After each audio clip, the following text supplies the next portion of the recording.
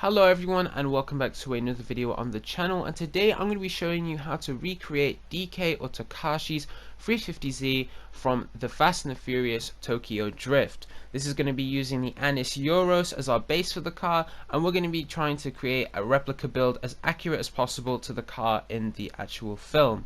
As well as that, I'm also going to be showing you how to tune this car up right so you can actually get this thing drifting at the same time so you can look just as impressive as DK did in the film.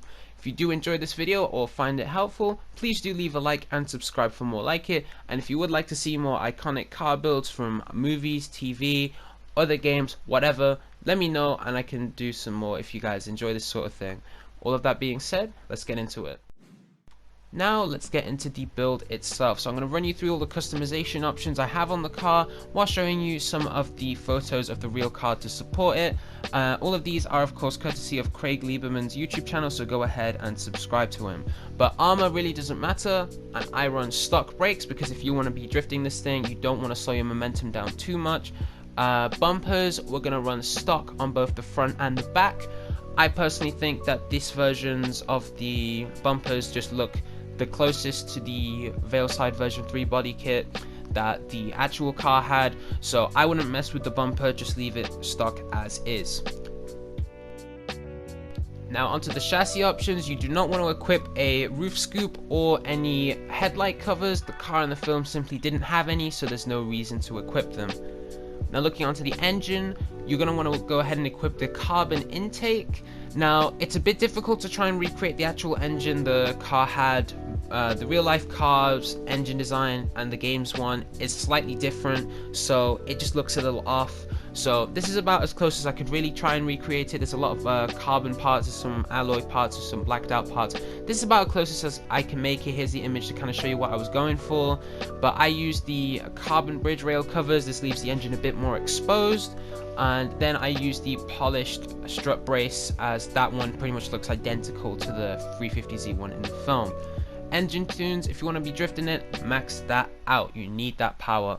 Now the exhausts, we're going to be using those angled exhausts right there. I think they look pretty much the same as the actual car did. And the fenders, this is probably the most important choice. I recommend the secondary wide fenders if you want to be as accurate as possible.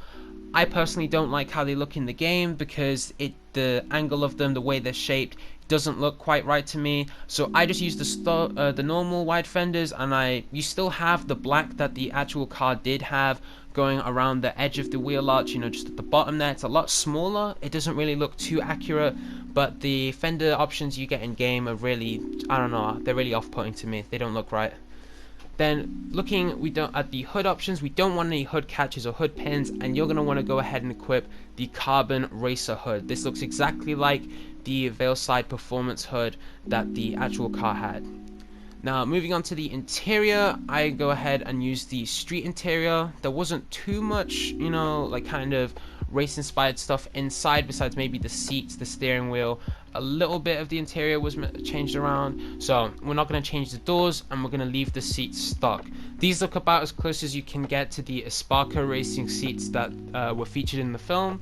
But yeah, the other options really don't look like that, and there's none with actual branding on them, so that's about as close as you can get. Now moving on to the steering wheel, I use the Sprint Mark II, and this looks, in my opinion, closest to the Esparco steering wheel DK also uses. Car in the film also does have a roll cage. It's not really seen in a whole lot of shots, but according to Craig Lieberman, the car did have a roll cage, so you're going to want to go ahead and equip that to be as accurate as possible.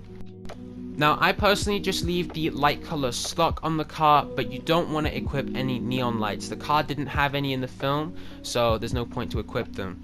And the livery you want to go ahead and recreate DK's one with the Scarab Beetle is the King Scorpion livery.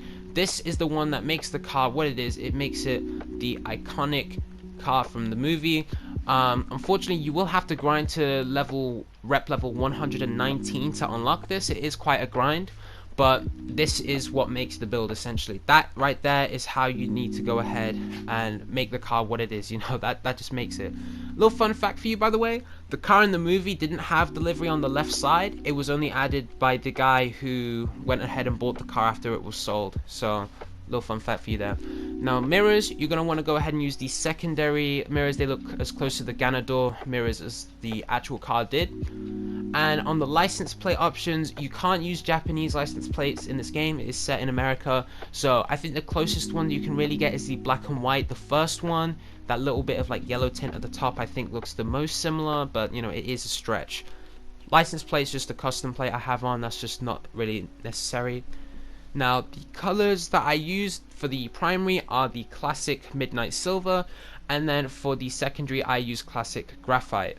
Trim color I leave black, and I used a white accent color just so you can see the dials a bit easier, and I don't use the crew emblem.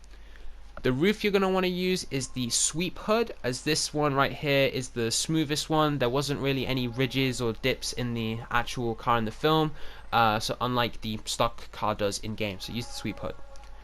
Moving on to the side skirts, the arrow skirts really, I personally use the carbon arrow skirts if I'm using the secondary fenders, but with the build I have right now with just the normal wide fenders and the slightly smaller black bit, I'd go with the normal arrow skirt, so I'm going to use that right now actually.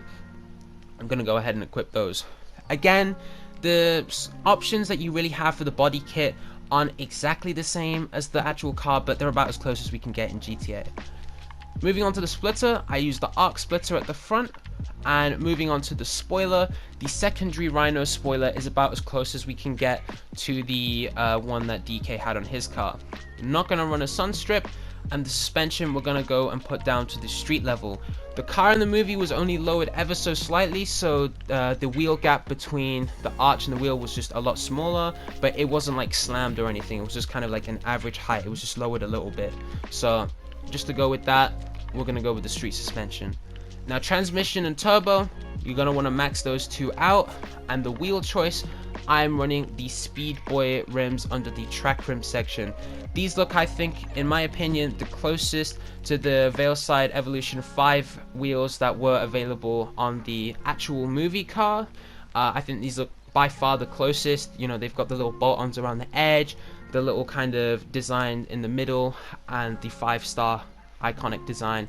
I think out of any of the rims, this is probably the one you want to go with.